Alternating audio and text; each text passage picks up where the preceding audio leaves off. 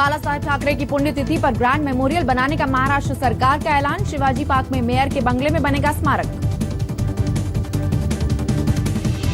बाल ठाकरे को श्रद्धांजलि देने पहुंचे शिवसेना सुप्रीमो उद्धव ठाकरे ने सीएम फडणवीस का किया शुक्रिया। कहा, वीर सावरकर के बाद एक और हिंदू नायक का स्मारक होगा प्रेरणा का स्रोत।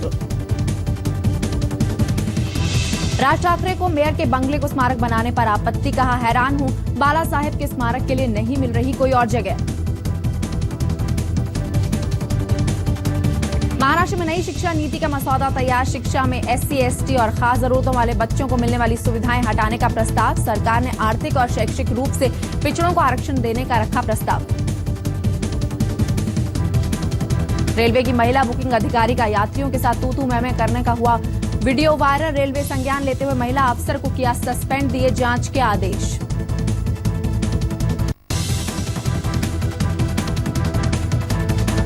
पुणे के एफटीआईआई छात्रों ने सेंसर बोर्ड के चीफ बहलाज निहलानी को हटाने की रखी मांग। संस्था के छात्रों को एंटी नेशनल दिखाते हुए फिल्म बनाने पर बहलाज निहलानी का विरोध। 20 दिन पहले ही खत्म हुई है एफटीआईआई छात्रों की 139 दिनों की हड़ताल। संस्था के चेयरमैन पद से अभिनेता गजेंद्र चौहान को हटाने पर छात्रों ने छेड़ा था आंदोलन। एफटीआईआई छात्र संगठन का आरोप, हड़ताल खत्म करने के बाद भी सरकार उनकी मांगों पर विचार के लिए नहीं है तैयार। हर स्तर पर जारी रहेगा उनका विरोध। पेरिस हमले के बाद मुंबई पुलिस ने बढ़ाई सुरक्षा। मॉल्स और होटलों की रैंडम चेकिंग में लगी पुलिस। नाकाबंदी भी बढ़ाई गई। छत्रपति शिवाजी टर्मिनस स्टेशन पर जीआरपी के जवान नदारत। ना असला दिखा ना बंदूक। आज तक के सवालों से बचते नजर आए अधिकारी। पासपोर्ट कैंसिल करने पर अदनान सामी की सफाई। ट्विटर पर लिखा, पाकिस्तान ने 2015 में पासपोर्ट रिन्यू नहीं किया, जिसके बाद छोड़ी नागरिकता। मुझे भारत से प्यार। फिल्मों में काम दिलाने का झांसा देकर नाबालिग की अस्मत का सौदा करने वाली 2 महिलाएं पुलिस की गिरफ्त में। इवेंट मैनेजमेंट कंपनी की आड़ में चल रहा था सेक्स रैकेट। प्रोड्यूसर डायरेक्टर से मिलवाने के बहाने अहमदाबाद में पीड़िता के साथ सामूहिक बलात्कार। फिर अश्लील वीडियो साझा करने की धमकी देकर बलात्कार। पुणे में एक बैंक से कैश ले जा रहे शख्स से बदमाशों ने की लूटपाट की कोशिश। सीढ़ियों पर भागते समय सूटकेस खोलने से जमीन पर गिरी नोटों की गड्डी। पूरी वारदात सीसीटीवी में कैद।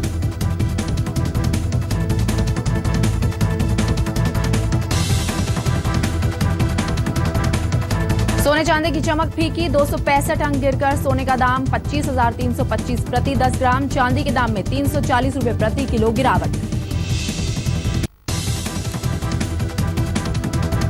3 दिनों की तेजी के बाद रुपया लुढ़का। यूएस डॉलर की मांग के चलते 3 पैसे गिरकर 66 रुपए 3 पैसे पर हुआ बंद। शेयर बाजार में तेजी जारी। सेंसेक्स 104 अंक बढ़कर 25,864 पर बंद। निफ्टी ने लगाई 30 अंकों की छलांग। मुंबई में छठ की छठा। जुहू बीच पर व्रतियों का तांता।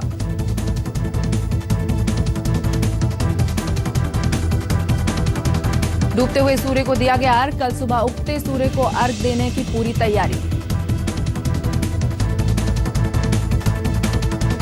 दूरी और भीड़ की वजह से समंदर किनारे ही रात गुजारेंगे भक्त। रात पर बीच में गूंजेगी छठी मैया के गीत।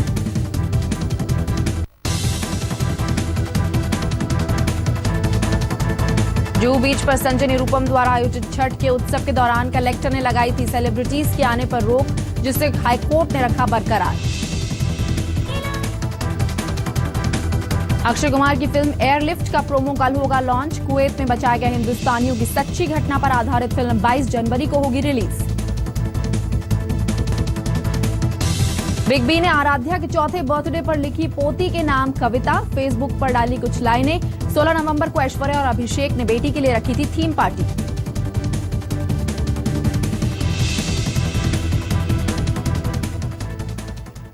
नमस्कार, मैं हूं वीना नवीन। आप देख रहे हैं मुंबई मेट्रो। फटाफट खबरों के बाद अब खबरें विस्तार से। एक दूसरे पर खुल्लम खुल्ला वार करने के बाद बीजेपी और शिवसेना ने पुराने गिले शिकवे भुलाकर एक दूसरे को गले लगा लिया। बाल ठाकरे की तीसरी पुण्यतिथि पर दोनों पार्टियों में पैचअप हो गया। देवेंद्र फडणवीस और उद्धव ठाकरे ने साथ मिलकर बाल ठाकरे के स्मारक की घोषणा की। कल्याण डोंबिवली के स्थानीय निकाय चुनाव के दौरान चली तनातनी के लंबे दौर के बाद ये दोनों की पहली मुलाकात थी। एक दूसरे पर आरोप प्रत्यारोप लगाने वाले मुख्यमंत्री देवेंद्र फडणवीस और शिवसेना के अध्यक्ष उद्धव ठाकरे बाला साहब ठाकरे की पुण्यतिथि के मौके पर एक साथ तो आए, लेकिन उनकी मुलाकात में असहजता साफ झलक रही थी। लग रहा था कि बिहार चुनाव के नतीजों के बाद दोनों पार्टियों के लिए समझौता एक मजबूरी बन गई है। मुख्यमंत्री देवेंद्र फडणवीस और उद्धव ठाकरे ने बाल ठाकरे की पुण्यतिथि पर पहले उन्हें श्रद्धांजलि दी और फिर एक साझा प्रेस कॉन्फ्रेंस में उनके स्मारक की घोषणा कर दी। मुंबई के अरबी समुद्र के किनारे मेयर्स बंगलो पर बाला साहब ठाकरे का स्मारक बनेगा। एक पब्लिक ट्रस्ट इसकी पूरी निगरानी करेगा और इसके अध्यक्ष होंगे शिवसेना के अध्यक्ष उद्धव ठाकरे। ये जो बंगला है जो आप देख सकते हैं मेयर्स बंगला, यहाँ पर बाला साहब की पूरी जीवनी को दिखाया जाएगा। उनका बतौर कार्टूनिस्ट से लेकर एक राजनेता तक का उनकी पूरी जो जर्नी है, पूरा प्रवास है, उसको यहाँ पर दिखाया जाएगा। जो प्रारंभिक परमिशन है वो तो मिल चुकी है। मुख्यमंत्री ने कहा है कि पैसा इसके लिए कोई दिक्कत नहीं होगा और एक बड़ा सा एक भव्य ऐसा स्मारक बनेगा इस मेयर्स बंगलो में। लेकिन आगे जाकर सीआरजे जैसी परमिशन है उसको लेकर दिक्कत आ सकती। आदरणीय बाला साहब जी ने इस महाराष्ट्र में और इस देश में जो कार्य खड़ा किया और जो विचार उन्होंने स्वाभिमान के जनता के सामने लाए, उन विचारों को प्रतिपादित करने वाला एक स्मारक यहाँ पर हम लोग तैयार करेंगे। मुख्य कर्मभूमी ही शिवाजी पार्क दादर आणि महापौर बंगला ह्या वास्तूचं मला असं वाटतं एक वेगळं प्रेम आणि आशीर्वाद शिवसेनेवरती आहेत। उधर बाल ठाकरे के स्मारक को लेकर उनके भतीजे और एमएनएस सुप्रीमो राज ठाकरे ने आपत्ति जताई है। राज ठाकरे का कहना है कि इसके पीछे कोई राजनीति है। माननीय बाळासाहेबांचं स्मारक हे मोठ्या प्रमाणावरती झालं पाहिजे, पण विषय आहे ते महापौर बंगल्यात व्हावं की न व्हावं। भाई ह्यांना त्या महापौर बंगल्यात हवा आहे किंवा ती जागा हवी आहे, ह्यांचा डोळा त्याच्यावरती, म्हणून माननीय बाळासाहेबांचं नाव पुढे करायचं आणि स्मारकासाठी जागा मागायची। पण मुंबई शहरामध्ये बाळासाहेबांना जागा मिळत नाही, प्लॉट मिळत नाही, त्याच्यासाठी तुम्हाला महापौर बंगला घ्यावा लागतो। राज ठाकरे के ऐतराज के अलावा 3.5 एकड़ में फैले मेयर बंगले को स्मारक बनाने में एक अड़चन भी है। वो ये है कि वो हेरिटेज साइट है और इसमें कोई बदलाव नहीं किया जा सकता।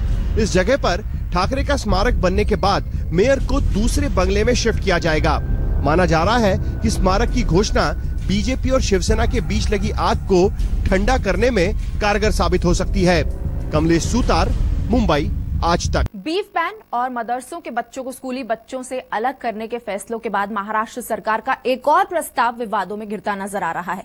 स्कूली शिक्षा के बारे में तैयार किए गए एक मसौदे में अनुसूचित जाति और जनजाति के लिए आरक्षण खत्म करने का प्रस्ताव तैयार किया गया है।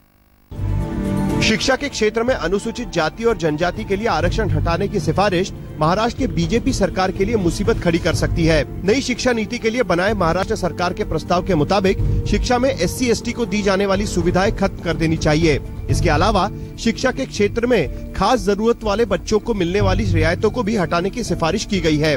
इसके साथ शिक्षा के क्षेत्र में सिर्फ वित्त और शैक्षिक रूप से पिछड़ों के आधार पर आरक्षण होने चाहिए, ऐसी सिफारिश की गई है। राज्य सरकार की बनाई गई प्रस्तावित रिपोर्ट को स्कूली शिक्षा और खेल विभाग की वेबसाइट पर साझा किया गया है ताकि उस पर सुझाव दिए जा सके। प्रस्ताव के मुताबिक SC/ST वर्ग के लिए बनाए गए खास स्कूलों को भी बंद कर देना चाहिए।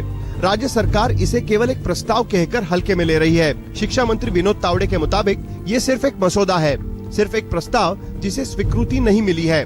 इस पर कोई निर्णय नहीं लिया गया है। फिलहाल कोई निष्कर्ष निकालने की जरूरत नहीं है। हालांकि इस रिपोर्ट में शैक्षिक तौर पर पिछड़ों की परिभाषा नहीं दी गई है। इस मसौदे पर राजनीति भी शुरू हो गई है। बीजेपी की सहयोगी पार्टी RPI ने तो इसका विरोध करने की तैयारी भी कर ली है। इसका असर हो सकता है कि ये जो दलित समाज के, आदिवासी समाज के जो स्टूडेंट अच्छे स्कूल में पढ़ना चाहते हैं, मतलब वहाँ भी अगर अनटचेबिलिटी होगी तो ये बात अच्छी नहीं होगी। अगर अनटचेबिलिटी को खत्म करना चाहते हैं तो अगर ऐसे स्कूल में दलित और आदिवासी स्टूडेंट को मतलब वहाँ एडमिशन नहीं मिलेगा तो जरूर रिपब्लिकन पार्टी इसका विरोध करेगी और वहाँ जो रिजर्वेशन पॉलिसी है उसको मेंटेन करना ही चाहिए। स्कूलों में आरक्षण रद्द करने का फैसला अभी ना भी लिया गया हो और ये सिर्फ प्रस्ताव हो, लेकिन फिर भी पिछले कुछ दिनों में आरएसएस प्रमुख मोहन भागवत के आरक्षण पर बयान के मद्देनजर महाराष्ट्र में भी इस मुद्दे को लेकर बड़ा हंगामा हो सकता है। कैमरामैन किरण सपकाल के साथ कमलेश सुतार, मुंबई, आज तक। निसगम मनि पमग नि पमग सनि पमनि सपस। जहाँ तक याद आती रहेगी।